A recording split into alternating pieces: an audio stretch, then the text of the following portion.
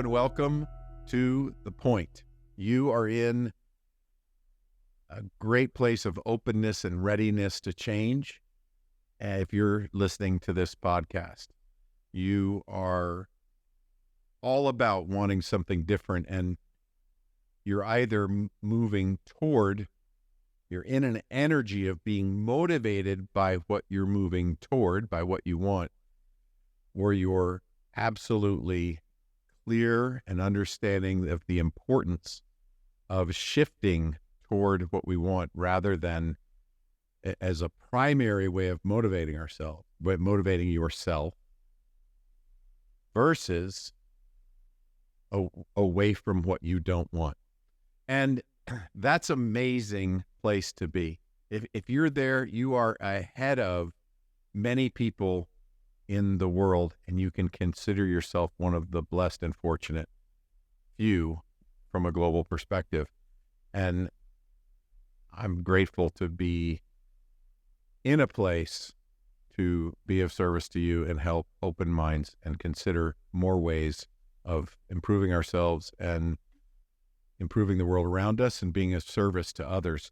The purpose for improving is to be of greater service to others. And if you're listening to this, you understand that as well. And I know that because that is who I am attracting and have been attracting to this show and into different coaching engagements at Tip of the Sword. And it's something to be extremely grateful for. So to anyone that's here that's and listening to this right now or watching this on YouTube or anywhere else we have it posted, it's nice to see you, and it's nice to be here with you, and I look forward to more times. For those of you that are sending me messages and commenting, I'll get to some answers on things that you were asking me, especially about that last podcast that was more a public service announcement to open the door to talk about trauma and how it affects us all. You will get to hear some answers to questions that you've had. And I'm going to start with reminding everyone, this didn't come up in any comments, but it's important to remember it's important to state for you that if you are listening to this, that I am not a therapist, I am not a psychiatrist, I don't have a doctorate in medicine of any kind, and I do not give advice on mental health issues or anything else. It's a personal journey of mine of overcoming, recovering, and establishing new footing in life that's not attached to the story of the traumas that I faced developmentally. And everything I speak about is coming from a place of getting self-educated, getting trainings from different places, and things and experience. So I am not a therapist. I'm not a professional in those ways.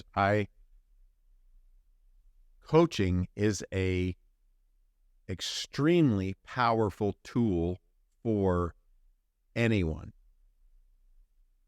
And it is very different. In other episodes, you may get to hear more about that in particular, but it is an extremely powerful way of moving forward is to engage with a coach. And that kind of brings me to the point of today's topic. The point of today's podcast is a little bit of twofold, but the main part is to talk about the value of investing in yourself and making some form of energetic exchange to invest in yourself so you have the ownership and the spirit of ownership and self-leadership to be taking command of your own life, to be taking charge of your decisions and your actions, where you get to be the expert in your life. And where all of the resources that we have available to us from our own resources of using breathing techniques or tapping or time management or anything else that we can deploy. If you can deploy resources into your life from a place of the ownership seat. It's much more powerful than always having someone else tell you what to do or what to use as far as a resource. Now, at the same time, it's equally as powerful. There's something that happens in this switch when you take extreme ownership that doesn't mean that you have to take blame or anything else. It's about ownership of the results you are getting in life. One of the best ways to describe that or talk about that is in the experience of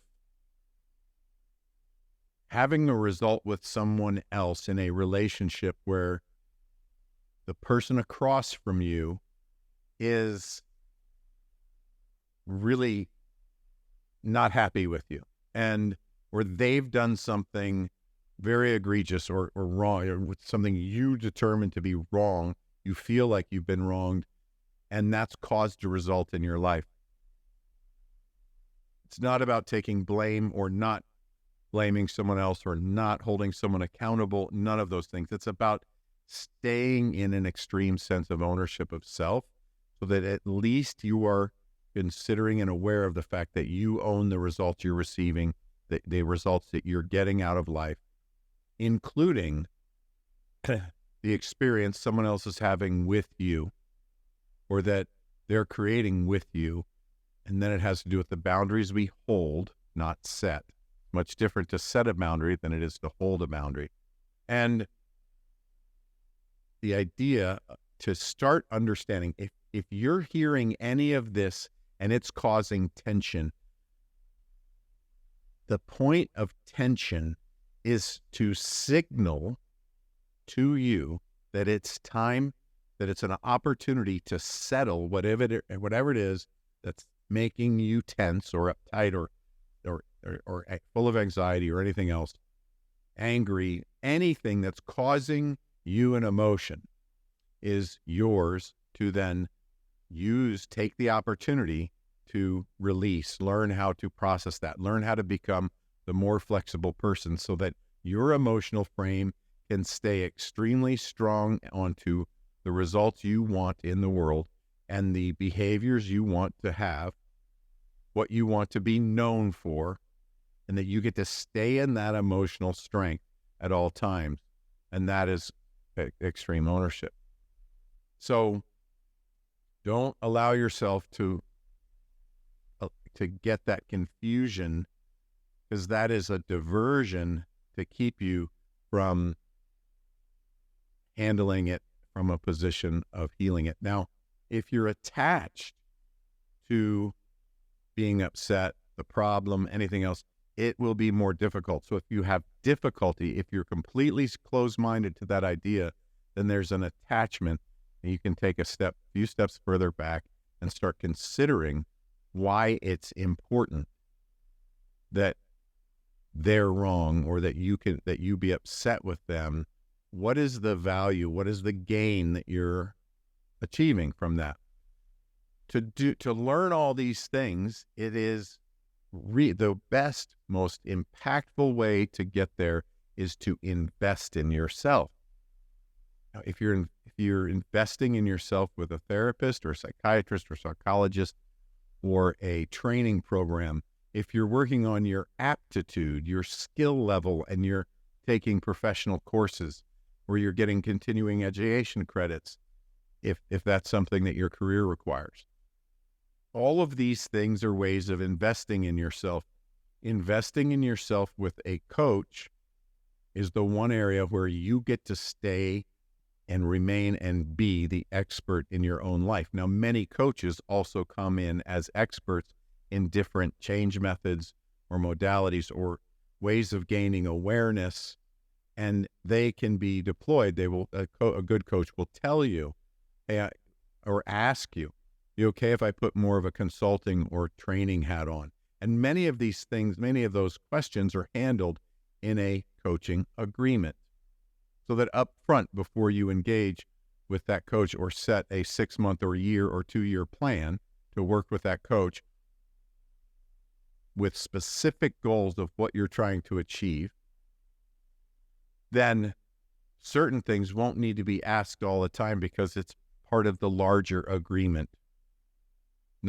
Either way, you get to remain and own and be your best expert. And when you're going to a class or a school or something else, they're the expert teaching you something, and you're not. Most psychiatry and therapy is based on, especially psychiatry, is they're the experts on how the brain works and how the body chemistry works to create different things in our system. They're the medication experts. They're all the other things. And you are taking their advice. And then it's important to learn how to self-advocate and say, I like this, I don't like that. And most of these professionals that I've ever met or dealt with are very open to somebody self-advocating from a healthy perspective or place of wanting to improve, heal, get better. Everyone that I've met in the industry in that way that's a professional prefers that that client type over one that doesn't have any autonomy and is helpless. Although I'm sure there are others out there that like all forms, and thank goodness, right? Thank God that there's so enough people out there that all like different things that can be of service to us in different places. You may be comforted to know that I have had times in my life, and I know many other highly successful people in the world that have had times in their life where they resigned their decision making in certain areas. I did mine at 23 years old. I said, I'll do anything I'm told. I'll do anything you say. I'll make any decision you tell me to make for 1 year regarding finances, so I can learn what it feels like to make those decisions that you make, because the decisions I was making weren't working for me. And that was my way of trying something else. So someone was willing to do that for me. Today, there's coaches out there that you can hire to do these things for you. Now that brings me to that point of investing in yourself. When you invest in yourself and make the energetic exchange, which is usually money, you're usually paying someone to help you. I want to be clear that that's not the only energetic exchange you can make. It could be an agreement. This isn't about what energetic exchanges you can make, but there are many forms of energetic exchanges. You and the coach get to agree on what that is. And there's coaches out there looking for just to get hours to get qualified that are practicing the craft of coaching. And it might be a different type of energetic exchange, but either way, it's important that you make the exchange, because you will gain more if you've invested in yourself. If you've put something out with an expectation of a return, for whatever reason, it increases your chances of succeeding at making the change. So if you want to move forward into something, if you really want something different, invest in yourself. The example that I use for the people I know that are like me, so if you're like I was, where you were wanting help, but were looking for ways to not have to pay as much or anything, but really, not as much. I was always willing to do a lot of things to help or make up for it, but I had a very difficult relationship with money. And that was one of the ways that I dealt with that was trying to grow and change and do things where it wasn't a cost. In some ways, I felt like I had paid a big enough price for some of the things I wanted to overcome that having someone ask me to pay them was a challenge. because it was deeply important to me at one time that someone just frickin' help. But there was another side to that. If you investigate that a little deeper and ask yourself the question, if you feel that way and you ask yourself the question, what am I gaining by having someone just show up and help me? Because there's plenty of kind people that will help with all kinds of things. And sometimes the energetic exchange is allowing them to help. Getting a flat tire on the side of the road and someone stops to help. Do you feel good if you're able to do some type of service for someone else? When they're stranded on the side of the road and there's something you could do to help them, and you end up grateful that you were in the right place at the right time to help another human, make someone's life a little easier. Doesn't that feel good? That could be the energetic exchange, is to allow someone to help you. But what are you gaining by getting help without an investment or without a financial investment or anything else?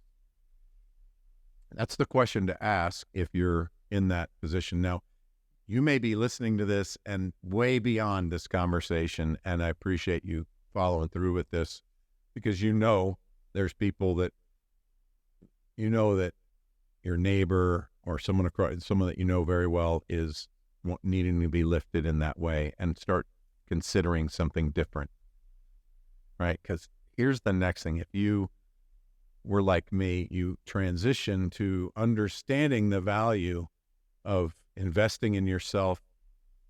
And when you figured out why you wanted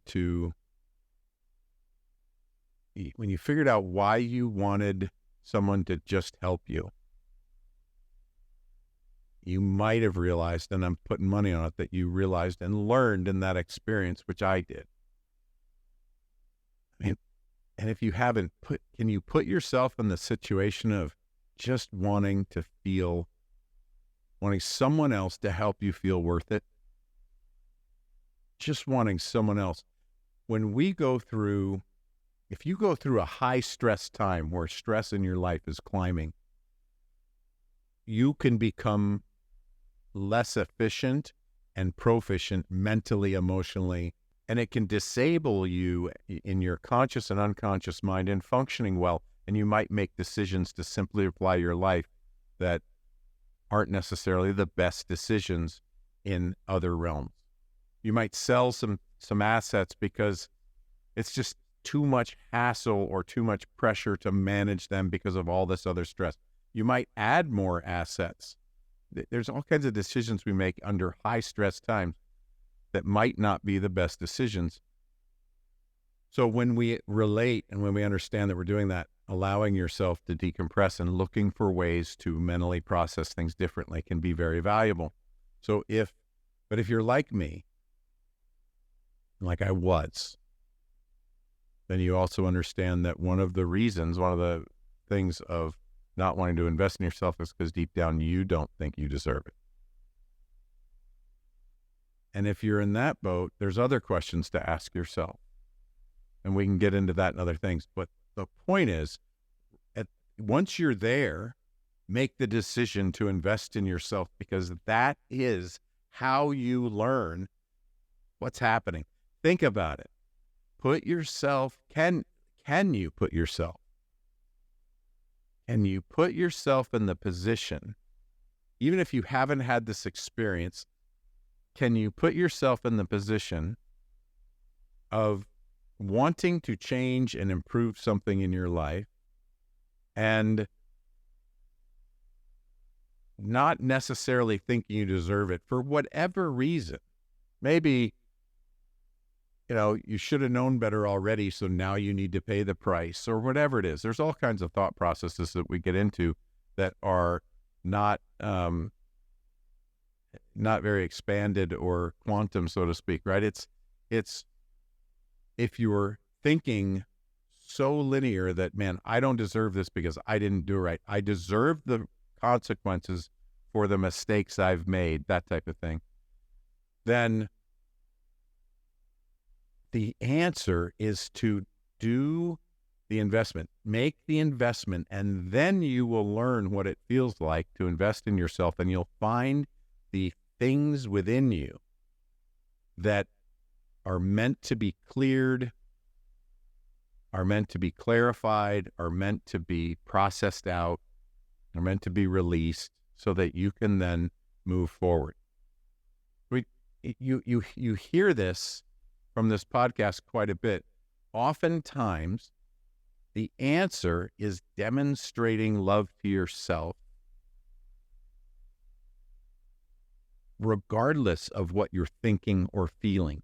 Make the demonstration. Make the demonstration and then find out what it feels like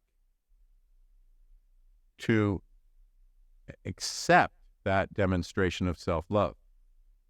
And in that, you will understand and learn whatever it was that was keeping you from it.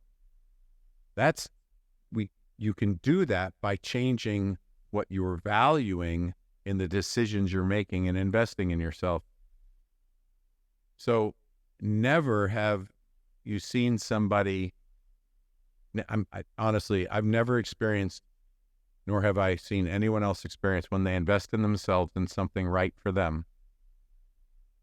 They're not sold into something.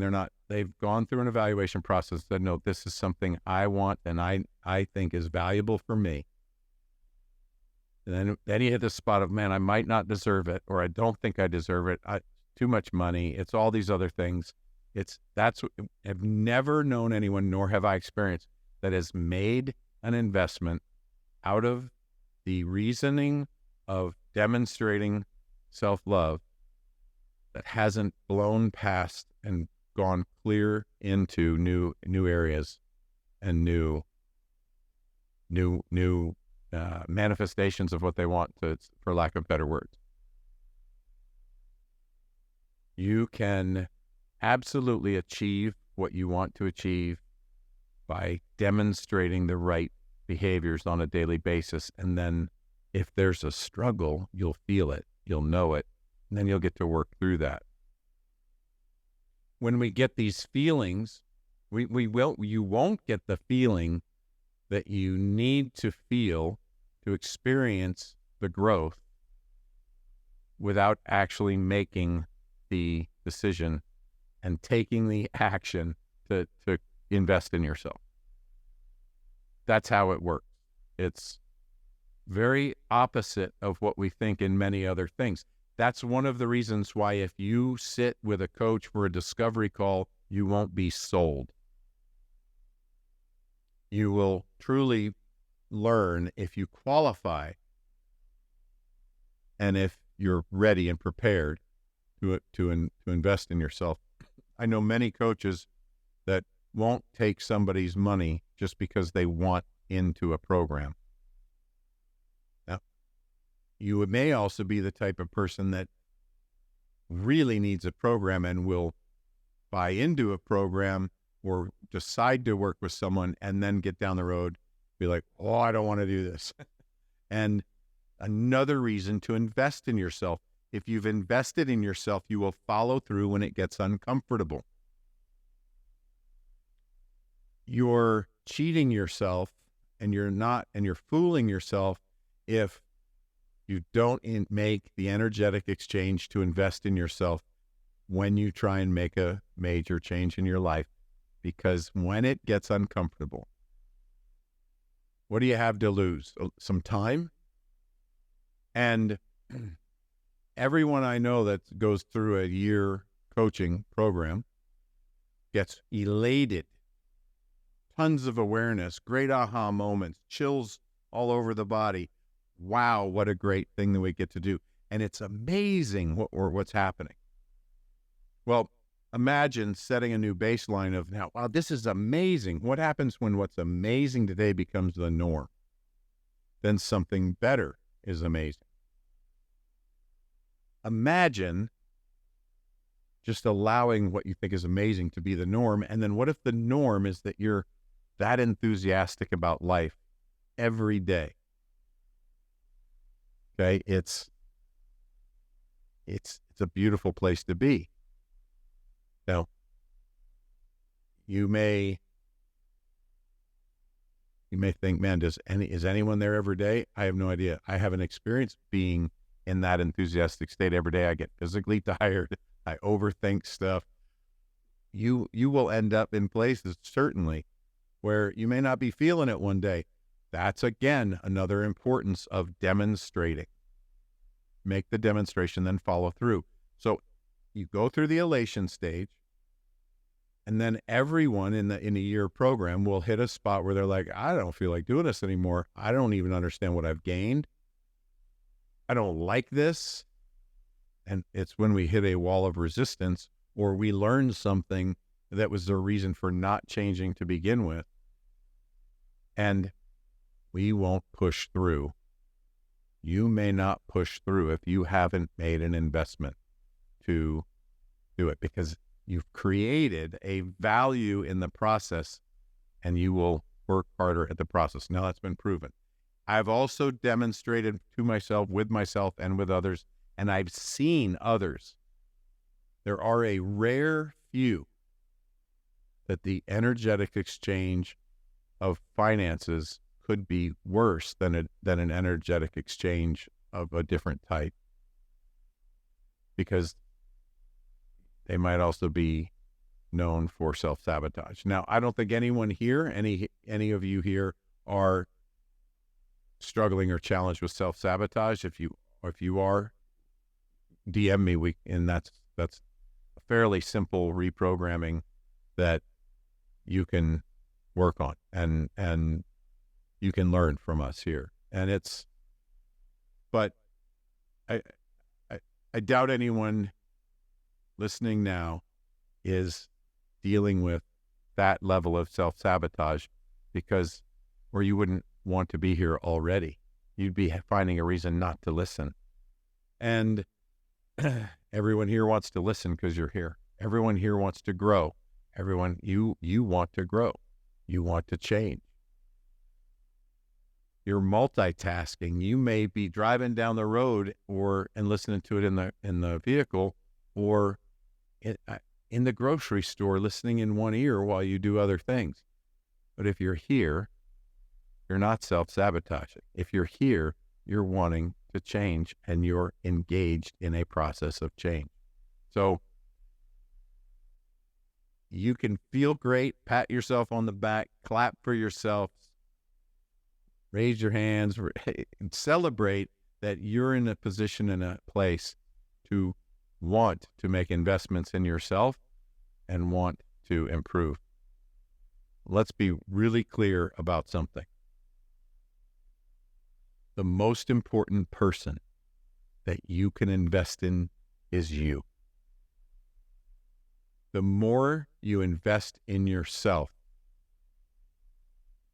the better you are at investing in yourself, the better you can help anyone else that you want to help.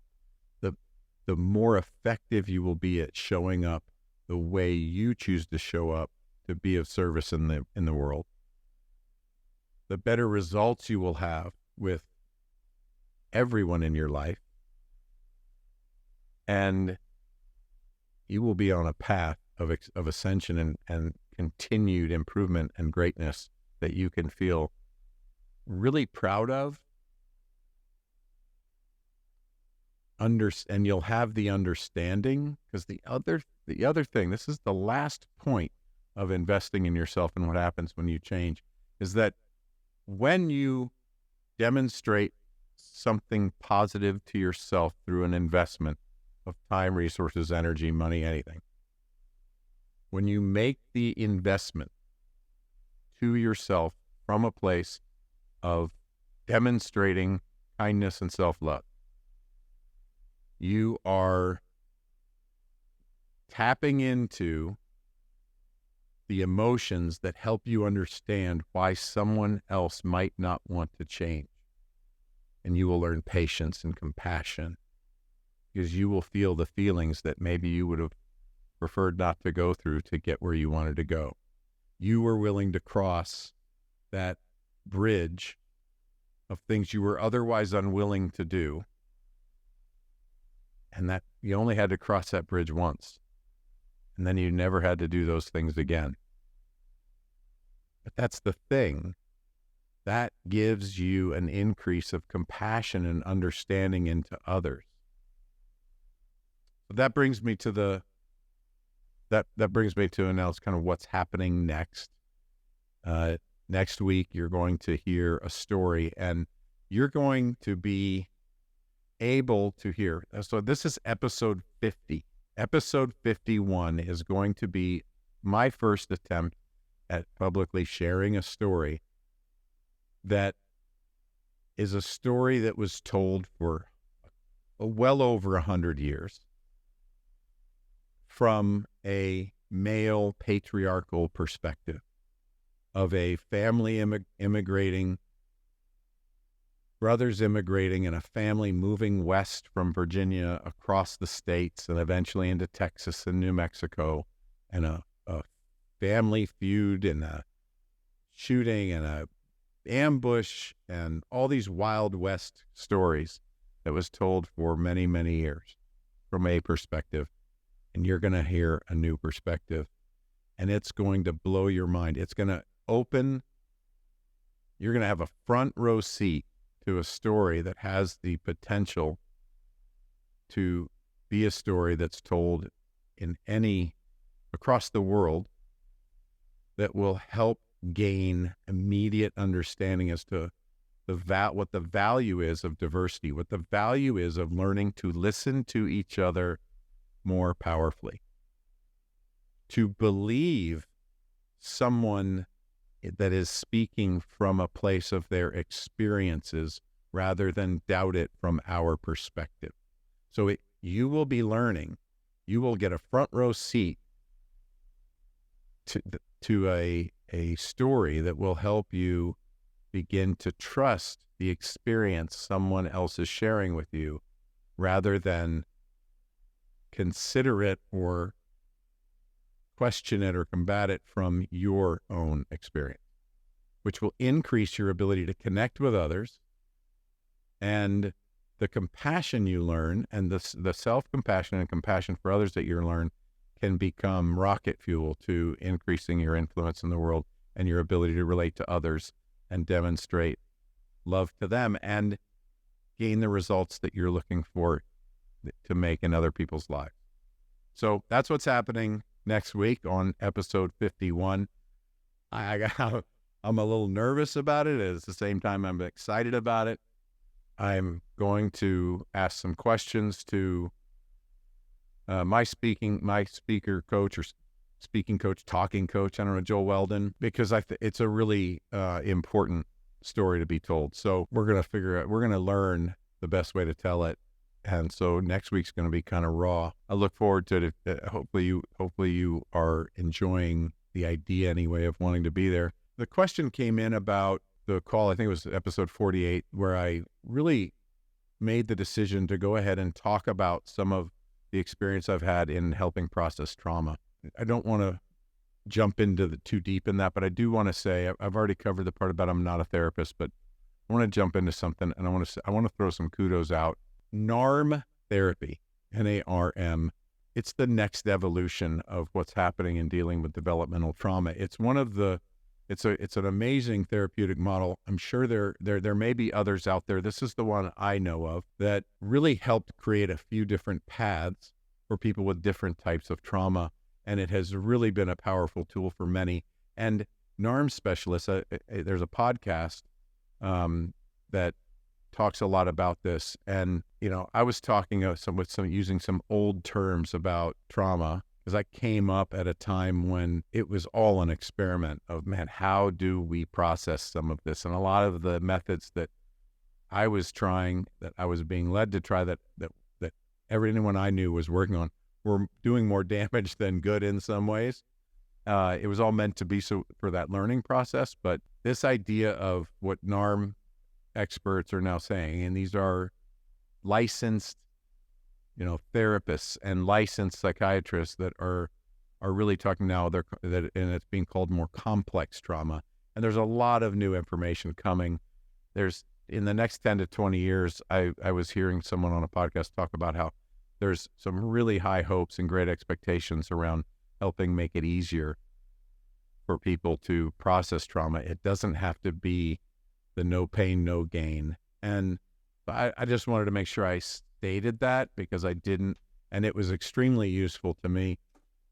I also believe that having a coach that understands this, if you're going through this, can be extremely helpful, so you can get support in practicing new resources that you'll be learning from others without losing your autonomy.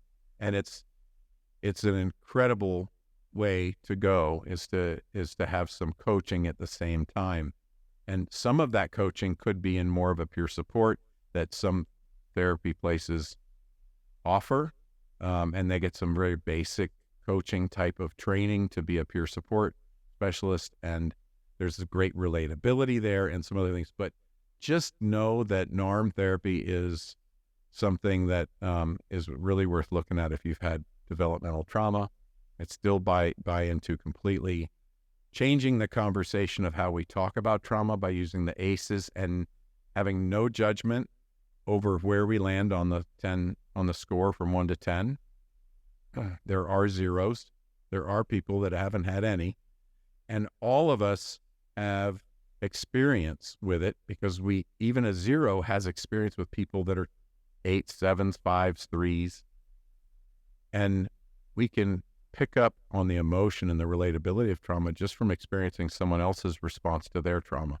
So we have so much more to learn from each other when we share and when we honor and respect each other's experiences. And I guess that's one of the reasons why I'm so passionate about next week and telling this story, to help blow your mind open about how could we be listening to each other differently and thinking about each other differently based on what we learn about each other. You're going to have your mind blown open with that idea. What could you be? How could you benefit? And what would you be thinking instead if you were thinking from a shared experience, because you had more understanding into other people's perspective? Thank you for joining us for another amazing episode of The Point with me, Jeff Spikes. The greatest compliment you could give me is liking, loving, and sharing this episode with all your friends. So please, if you're on Spotify, iHeart, or iTunes, leave a 5-star rating and review. If you're on YouTube, like and subscribe. Make sure to tag me. I love hearing from you, the listeners of this show. The links for all my social and iTunes are in the show notes. Also, if you'd like to engage with me in anything related to my coaching, consulting, speaking, or programs, please visit jeffspikes.com for everything you would need to know to engage with me offline. And lastly, thank you for your time, your attention, and your consideration. This is The Point.